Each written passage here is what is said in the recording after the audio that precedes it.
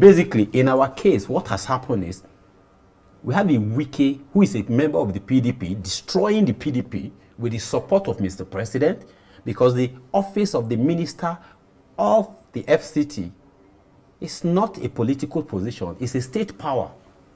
So if you give that state power to back someone to destroy opposition, let's remind ourselves that the fact that President Bola Ahmed Tinubu is president today is thanks to the existence of opposition.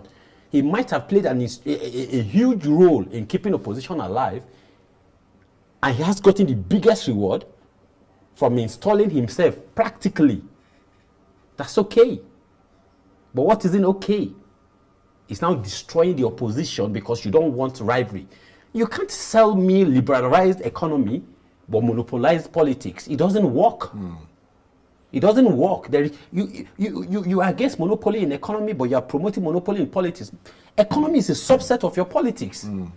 But do you think that in the same way that you're criticizing Nyesom Wike, who is in the PDP but is influential in the APC, do you think that your position, because you resigned and you've now taken sides against the president, is no longer tenable in the APC? Because, I mean, you're pointing fingers at Wike for being in another party and working with President Tinubu, but you are in the APC and working against President Tinubu. I mean, do you think that's a bit fresh? No, it's not. Let's explain. I'm not working against the president. You've said many times that you are determined to ensure that he doesn't be elected. Yeah, he doesn't win the election. That's working against him. No, I'm not working against him. That's his first step in building the kind of future I want to have for my generation and those behind us. You see, those in President Tinubu's generation,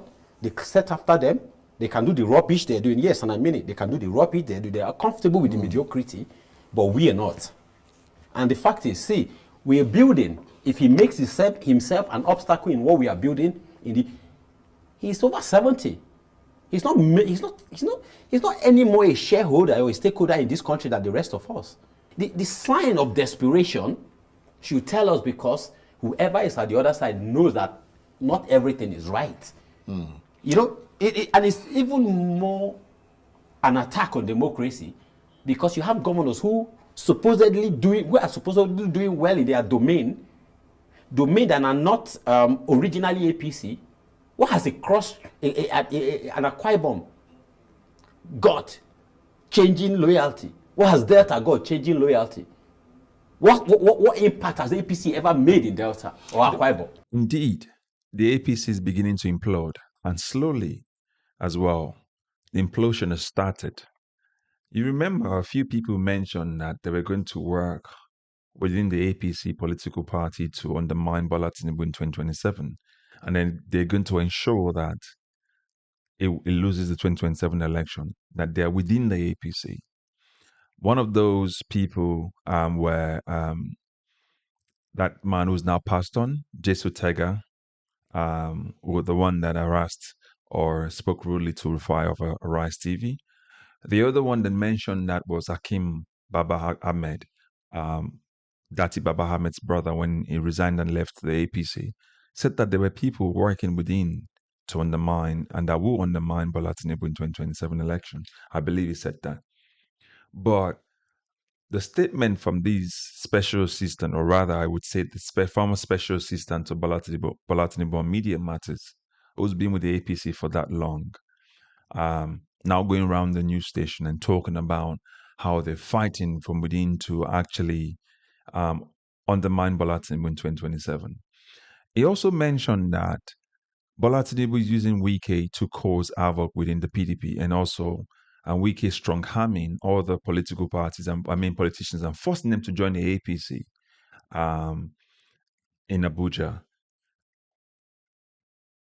What you are seeing play out here in this Nigerian political space at this particular point in time is the greed of politicians who will do everything possible to subvert justice and subvert political and democratic processes just so that they can stay in power. And as you heard him, he said this, It talked about the mediocrity of the Bola Tinubu generation and the generation after Bola Tinubu. But it now talks about um, Bola Tinubu's age. He says he's now old. The question to this guy, Aliyu Audu, is this. Did you not know that Bola Tinubu was not capable in 2023, 2 years ago? Did you not know that Bola Tinubu was not capable or was old 2 years ago? Are you just realizing that the man was frail? When he was pronouncing words incorrectly and bulu, baling, baba, blue, and all of those, did you not realize they didn't have a plan? And for all of them who are feeling shocked that Bola Tinubu is trying to suppress opposition, what did you think happened to Lagos State? This is, I find it really funny when I hear people talk about, oh, it's suppressing other political parties. It did that in Lagos. It didn't just only suppress other political parties in Lagos State. It suppressed people within the APC. That's how it remained in charge for the last 30 years. So how do you think it's going to do it on the national front? Listen, like I said, the implosion has already started, but you have to also remember that Bola Tinubu is a product of that old generation of rigging election, and that's all they know. But there's something I want you guys to remember what this Aliyu guy said. He said after Bola Tinubu installed himself practically, installed himself, this lets you understand that he knows, they understand the people in the APC understood that Bola Tinubu did not really win the 2023 election. It's a fact now. So as they're leaving, my take is that as you're leaving the Bola Tinubu administration, you need to confess to Nigerians how they rigged the election. You need to confess to Nigerians how they make those bargains with INEC. For Lagos State, how they turned out, they reduced the numbers. How in Rivers State, Wike was, where Bola Tinubu was able to entice Wike for them to rig the election in Rivers State, especially the Obiakpor local government one. You need to be able to come out and confess for truth. Rufai has started speaking up, but he needs to tell Nigerians how Bola Tinubu won that election because he didn't win the election. You see, this penance they're looking for, that penance will only come after they've confessed what they did. And that's the sign of desperation we're seeing as well. When I said the implosion has started, that's sign of desperation. That's why people said that they panicked when they went into campaign mode immediately early this year. And that's why they started forcing governors and politicians to defect. This forceful defection is not because the politicians like Bola Tinubu. Nobody likes to be imposed upon. But they're all jumping because they understand that they need to be in power. And Bola Tinubu understands the greed of our politicians because he himself is greedy. He understands the greed of the politicians. So he gets in there and enforces them. He uses the likes of Wike to force them, and like Pavio, to say, if you don't come, we're going to rig you. You remember former senator, I've forgotten his name as well, who said that Pavio told him that a couple of people will lose their seats, and it was removed by the court. Remember that? So all of these guys who are playing these games, they're not really Democrats. They are the ones who are they partook in the destruction of Nigeria, and they're partaking in the continuous destruction of Nigeria. And I don't expect anyone to expect anything different.